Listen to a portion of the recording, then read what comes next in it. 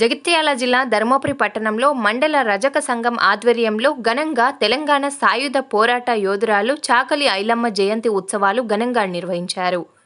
ఈ సందర్భంగా పట్టణంలోని చింతామణి చెరువు కట్టపై ఉన్న వీరనారి చాకలి ఐలమ్మ విగ్రహానికి మున్సిపల్ చైర్పర్సన్ సంగిసత్తమ్మ పూలమాలలు వేసి నివాళులర్పించారు.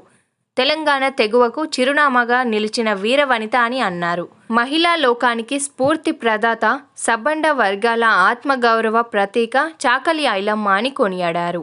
ఈ కార్యక్రమంలో కాంగ్రెస్ పార్టీ మండల అధ్యక్షులు Dinesh, municipal commissioner Gangadhar, municipal కౌన్సిలర్లు, రజక సంఘం మండల, పట్టణ నాయకులు, వివిధ రాజకీయ పార్టీల నాయకులు పాల్గొన్నారు.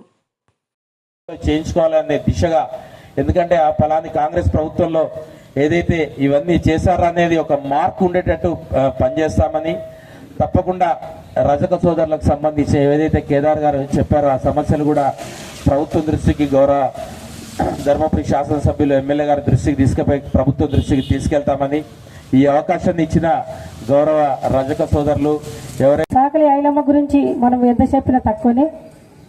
అప్పుడే అంత పెద్ద పోరాటం చేసిందంటే మా మహిళలకైతే ఎంతో ఆదర్శం. ఐలమ్మ మనందరికీ ఆడబిడ్డ. వాళ్ళు ఆరతి పెట్టుకొని వస్తే చాలా సంతోషం అనిపిస్తుంది. ఎందుకంటే చాకలు అంటే ఎవరో కాదు, ఇంటి ఆడబిడ్డలే మనకు. అలాంటి వాళ్ళకు ఎంత చేసినా కానీ మనం తక్కువనే.